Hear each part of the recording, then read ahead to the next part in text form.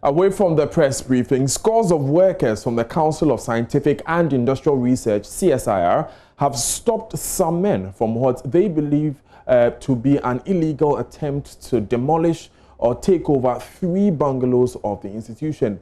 The men who have been picked up by the Cantonment Police Command brought an excavator and a document from the Lands Commission to the CSIR property at Laboni here in Accra to aid the demolition, but they were barred by the aggrieved workers. Now, the workers believe the private individuals have been emboldened by government to undertake such exercises, but they say they will not relent until they find a lasting solution to the problem, which has left many of them worried.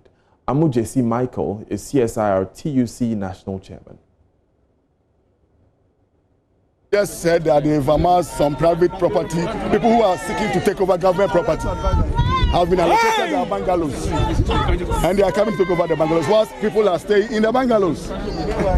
You know, this issue is not. It has been trending for some time. Not only our bungalows, but almost all our properties. Our offices at Frafraha, Airport Residential, Fokuasi, Cantonment Food Research, almost everywhere.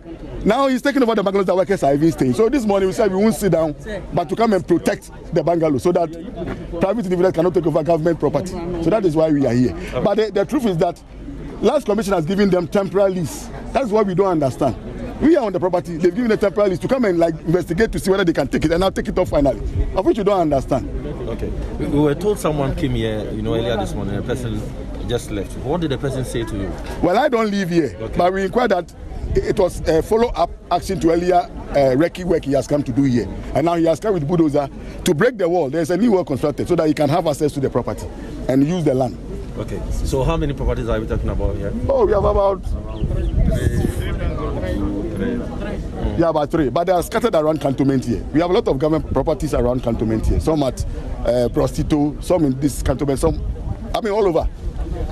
How is it possible, if you say that you have, official document to claim that the land is for CSIR, how is it possible that you also have counter document or a lease from the land? No, the land is for CSIR, but they have gone for some fake lease. You understand? You think that the lease is fake? Oh, the lease is not. It's a temporary lease. Well, it's a temporary lease. When we saw the one they attempted to come over, they are holding a temporary lease. Why should Lands Commission give them a temporary lease before finally giving them? It's for them because they know there are people inside. Now, you just heard Amujesi Michael there speaking to Henry Kwesi-Bedu, who is our man on the ground. Henry has joined us for more. Henry, are the excavators still there? As I speak to you now, the excavators are still on the site, but the persons or the operators of the excavators were picked up, as you read in the lead, by the Cantonment Police Command. So they are currently at the Accra Region Police Command, awaiting questioning. And the police, when we spoke to the police are looking for the people, the private individuals who are behind this operation. Did they speak to anyone? Did we hear what they said before they were picked up by the police? No, we were unable to speak to these 4 persons that were picked up by the police. But as we heard, they came here this morning. This is something that has been raised. We spoke to some of the workers, and they said that 2 weeks ago, some persons from the Lands Commission came there with some documents that the land has been sold to a private individual. So they are given a 2 weeks notice to evict the premises. But these persons who have been living there, some of them have been living there for 16 years, others have been living there for 6 years, some for 3 years, working for the CSIR, say it is impossible. They can't leave, the premises just because someone just brought a lease which they claim is fake. That is according to the workers of the CSIR. They think that the lease is fake. So this is something. They even have a wall around the premises. Yesterday, some men with the beliefs are tax came there to break the fence down or the wall down. And today, this morning when they were there, they brought excavators to come and, the roof, the premises or the bungalows that they reside. So they said they are not going to relent. They will make sure they find a lasting solution to this problem that has been raised. They think that it is something that is planned, and they are blaming the government for whatever that is happening. They think that some other properties across the country that, of CSIR that are facing similar challenges. They think that it's something that is planned. They think the government is going to take properties of CSIR from them and give it to private individuals. That's Henry, what they say.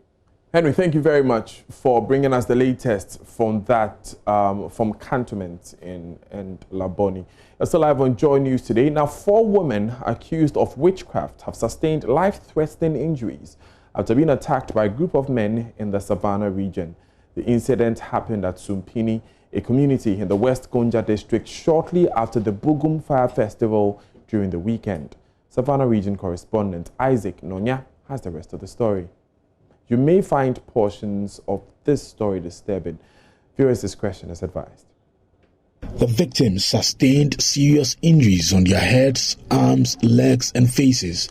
3 of them are receiving treatment at the West Gonja District Hospital in Damongo, and the other is at the Tamale Teaching Hospital. Maria Ibrahim is one of the victims at the West Gonja District Hospital. Of the 4, she has the worst injuries. She lost some of her fingers. She narrated her ordeal to health workers.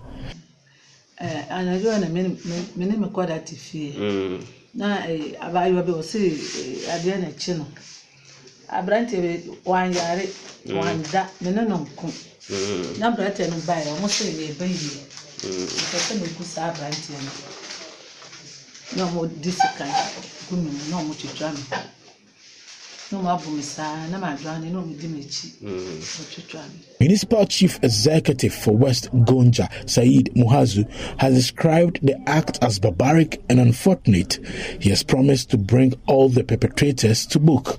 In fact, it was very, very, very unfortunate, very sad news last night at about 9 p.m. when the video was sent to me, and they indicated that it was one of my communities here in the West Gonja municipality, that is Sumpini.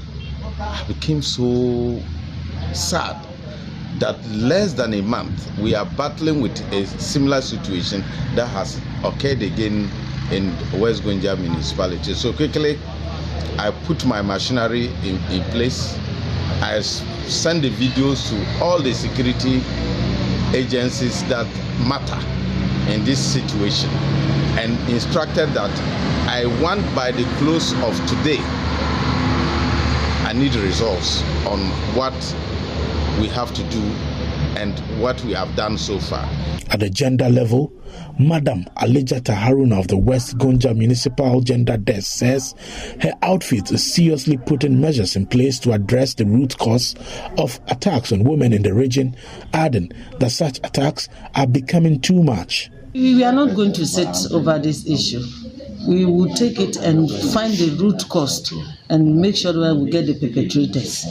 Because this issue is becoming unbecoming for Savannah region. It's too much for Savannah region. You see, always alleged witchcraft cases, always alleged cases, which is not the best for the district. And we'll make sure that after that, more education and sensitization will have to go down to the communities on this issue. We are trying to look for the perpetrators and we'll make sure that the law takes its course. We are not going to leave it as where it is. Meanwhile, the number of suspects in police custody has increased from 4 to 5. And the acting public relations officer of the Savannah Regional Police Command, Sergeant ADJEKUM OWUSU, who confirmed their arrest, says all those in custody, together with their counterparts who are on the run, actually took part in torturing the victims. 5 people so far, and this morning we embarked on arresting the perpetrators. We've arrested the Dagomba chief of Sumpini and his linguist and 2 other accomplices.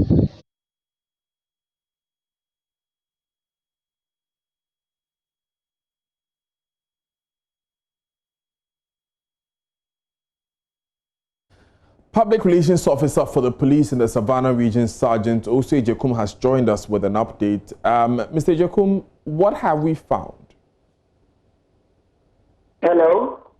Right. Welcome to Joy News today, Sergeant. What have we discovered? Hello.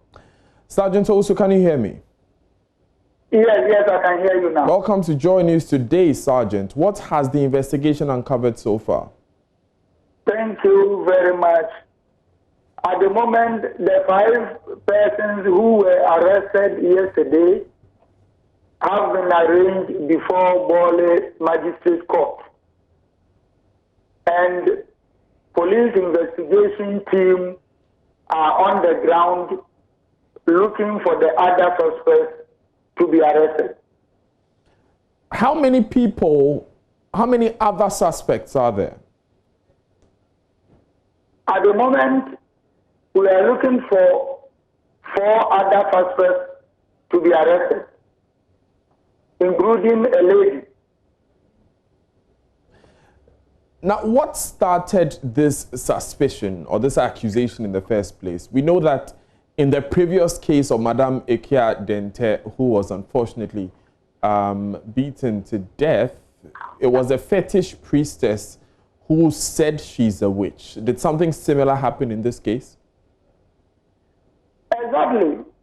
The lady among those we are looking for at the moment, according to our investigation, this lady was saying she was in possession of a dwarf deity or something. So she led the group to the woman's house and then accused her of being a witch. So it is similar to that of Akufo-Addo's case. Right. Thank you, Sergeant. Now, finally, before we let you go, can you give us an update on the condition of the victims?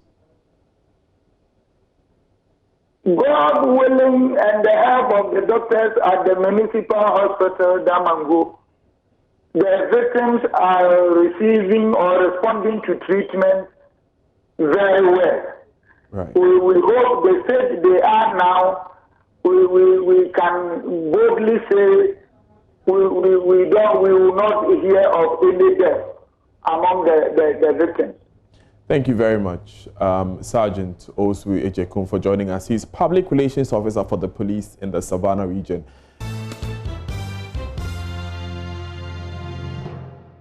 Thank you very much for staying here with us on Joy News today. Now, President Akufo-Addo wants contact sports to resume as soon as possible. Now, this is non-contact sports I'm talking about. Now, this is in the wake of the COVID-19 pandemic. Now, he made the disclosure during the COVID-19 Update 16 address last night. Here's a report by Joy Sports' ADJEKUM. The beautiful game has been on hold since March this year due to the outbreak of COVID-19. As a result of the pandemic, the 2019-2020 Ghana Premier League season was cancelled. The Ghana Football Association wants the 2020-2021 season to begin in October, subject to the approval by government. During his COVID-19 update number 16, President Nana Akufo-Addo disclosed a decision will be taken on the resumption of contact sports, including football, in the next few weeks. As a known lover of football, I know how devastating its absence has been, and it is my hope that very soon we will all have the pleasure of playing and watching the beautiful game again. Until then, non-contact sports are the only sporting events permitted to take place. Founder and bankroller of Division 1 outfit New Edibiase FC, Abdusalam Yakubu, wants football to resume as soon as possible. It's a very big blow. We can't sell player, we can't do anything, no football. So it's a very big blow to the club. Very soon we have to start playing. Global wide now, everybody have started playing. If they are not playing matches, they train. So at least we have to try something. We have to try training, and then the football will come back. For start, you can play without fans. Well, why not? Yes, why not? We can play without fans, and then maybe the FA have to try and get some money. That's big sponsorship.